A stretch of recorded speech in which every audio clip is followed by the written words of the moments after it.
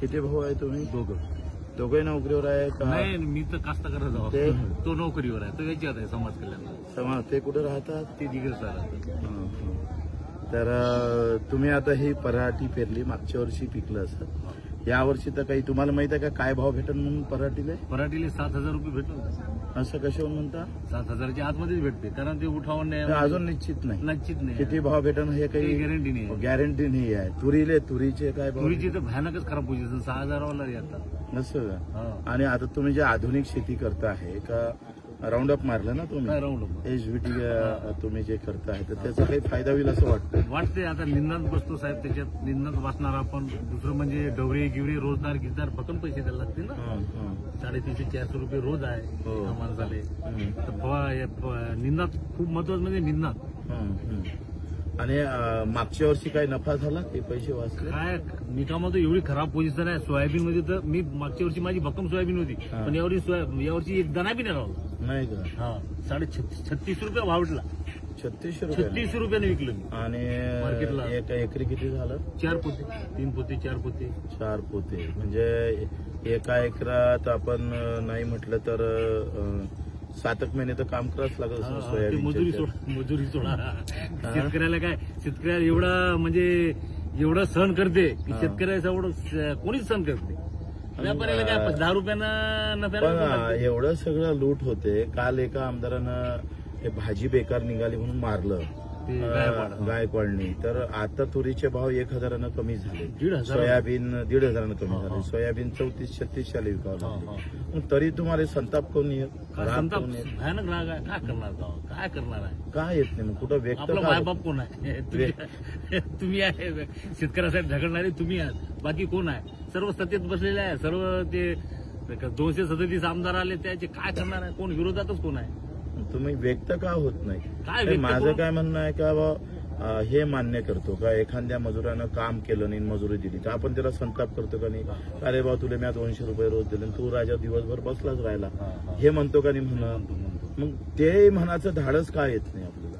धाडस तर आता मी तर भक्कम लोकांना सांगतो, ह्या सरकार असं आहे फलाना, म्हणजे सरकार असू द्या, शेतकऱ्याविषयी आपल्याला कोणतं नाही, आपल्याला शेतकऱ्याविषयी फक्त.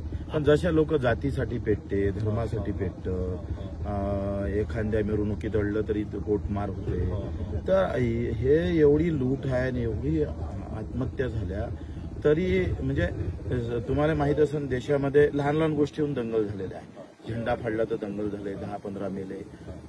तर 3.5 लाखाच्या वर शेतकरी मरण पावला तरी एकही दंगल झालं नाही, गाव कधी बंद राहिलं नाही. याचं काय कारण नाही? ते तर तुका कसं शेतकऱ्याचं एकजूट नाही आहे, सर्व विभागलेले आहे. कोणी कोणत्या पेक्षा कोण कोणाचे कार्यकर्ते, कोणी या पक्षात त्या पक्षात विभागलेले आहे. शेतकरी पण विभागलेले आहे. का विभागून ठेवला आहे त्यांना? नाही, विभागून ठेवलेलं आहे. आता काही कोणाचे काय, कोणाचे धोरण कोणाला पडते, कोणते पक्ष फला नाही, ते शेतकरी एक होईल असं वाटतं किंवा काय केलं पाहिजे? विदर्भात आम्ही काय केलं पाहिजे?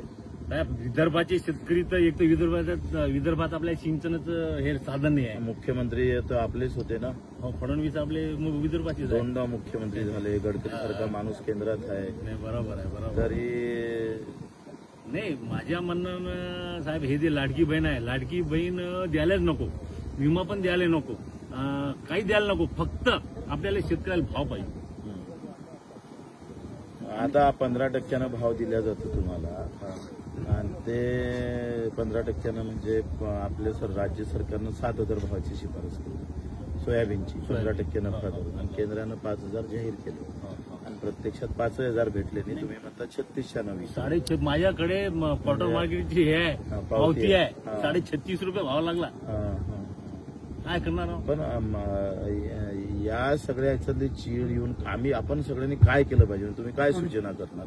लोकांना काय सांगाल तुम्ही? सूचना म्हणजे आता काय, शेतकऱ्याविषयी सूचना म्हणजे आता काय, सरकार दुसरं काय, सरकारच्या विरोधात चीड निर्माण होणार ना, दुसरं काय करणार? ते काय कशी व्यक्त केली पाहिजे? कशी व्यक्त केली पाहिजे? मतदानात. दुसरं काय, आपण माराकोट थोडी करणार आहोत त्याच्यासोबत. मतदानातून दुसरं काय, दुसरं पर्याय नाही ना. बाबासाहेबांना जे आपल्याला अधिकार दिलेला आहे ते एक मतातून व्यक्त झालं. बस मतातून. आणि तुमचे मुलं गेलं शिकायला शिकायला त्यांचा खर्च वगैरे कसा केला? पुरा आहे साहेब. काय सांगावं आता, भरपूर खर्च आहे. तुम्ही बिमार पडले तर काय अवस्था बिमार आहे? पडले तर भरपूर चालूच आहे माझं. 2 महिन्यात 4 महिन्यात 6 महिन्यात बिमार पडणं. कधी इन्फेक्शन होते. मग ते सार्वजनिक दवाखान्यात करता का प्रायव्हेटमध्ये करता? नाही कधी कधी प्रायव्हेट मध्ये कधी ह्याच्यात सरकारी याच्यात जशी बिमारी असली तर लहान बिमारी असली तर याच्यात तुम्ही प्रायव्हेट मध्ये मोठं खर्च लागते. तर तुम्ही शेतकरी म्हणून आता आमच्या मोर्चात सहभागी होणार आहे? काही हरकत नाही. आंबोड्याला येणार आहे तुम्ही उद्या 14 तारखेला? येऊ शकतो, काही हरकत नाही. आम्हाला एक आहे, आम्ही आता इतके दिवस म्हणजे 100 किलोमीटर पायी चालत आलो आहे. पण हेच जर मी जाती धर्मासाठी चाललो असतो तर ताकदीनं लोक आले असते. पक्ष जाती धर्माला बरोबर आहे. आणि मी शेतकरी म्हणून चालतोय तर लोक येत नाही. किंवा तुम्हाला काय वाटतं याचं काय कारण असलं पाहिजे? मी का तुम्हाला सांगितलं साहेब, हे विभागलेले आहे. कारण आता सर्व विभागलेले आहे. कोणी कोणाचे कार्यकर्ते फलाना हे ते. आता लोकांना काय शेतकरी म्हटल्यावर कास्तकार म्हटल्यावर एवढे काय शिकलेले नसतात. त्यांना काय एवढं कळत नाही. एवढे काही शिकलेले नसतात ते. फार कमी लोक शिकलेले असतात. बरं, आता मागच्या वर्षीचा घाटा कसा कव्हर करा? घाटा कुठून करणार? घाटा करून कव्हर होणार आहे. किती कर्ज आहे तुमच्यावर? आता माझ्यावर 1,60,000 रुपये आहे बँकेचं. असं जिल्हा मध्यवर्ती? जिल्हा नाही, बँक ऑफ इंडियाचं. सोसायटी मी नील केली. ते नील करून इकडून काढलं. असं का? ते सोसायटी का बरं परवडत नव्हतं? सोसायटी काय ते परवडत नाही. ते काय वाढवी देत नाही, काही नाही. इकडे नॅशनलाइज बँक थोडे व्यवस्थित देतात. थोडे भरपूर देत नाही, पण थोडे व्यवस्थित देतात. आणि तुम्हाला व्याजाची भेटली माफी? ते 31 मार्चच्या आत भरल्यानंतर भेटली ते. एक वेळा कर्जही माफ झालं माझं. असं का? कर्जही माफ झालं. कर्ज माफ झालं पण पुन्हा कर्ज अंगावर झालं. पूर्ण झाला. व्यवस्था अशी आहे का कर्ज घेता आलं पाहिजे आणि ते फेडता आलं पाहिजे. दोनही ताकद घेतली. त्याच्यासाठी फक्त व्यवस्थित भाव पाहिजे.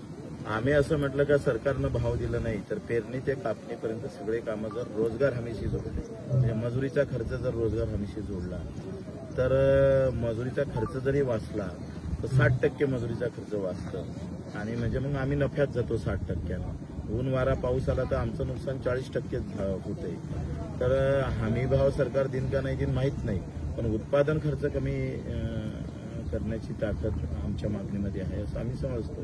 त्या मजुरीचा खर्च जर कव्हर झाला, आता गव्हर्नमेंट काय म्हणतं हे तणनाशक मारू नका, कारण याचं जे दुष्परिणाम कॅन्सर किंवा इतर आजार भरपूर प्रमाणात भविष्यात होणार आहे. मग त्याच्यावर तुमचं काय मत आहे? म्हणजे जर हे आता हे पराठीचं बोंड येईल आणि हे कपडे घातले तर याचा परिणाम लोकांवर होईल तर? जे होणार आहे ते तर होणारच आहे. जे होणार आहे ते होणारच आहे. पण ते अमेरिकेवाले ठीक आहे कॅन्सर होणार. अमेरिका काय त्याच्या लोकांची हे नाही का? त्या कंपनीचा 300 कोटीचा दावा केला होता आणि तो सक्सेस झाला. हो ना. म्हणजे ग्राहकांनी अमेरिकेकडून जेव्हा एसटीबीटी बियाणे यायला लागलं तर ते तर मोठा देश आहे आणि चांगला पैसावाला आहे आणि प्रगतशील देश आहे आपल्यापेक्षा.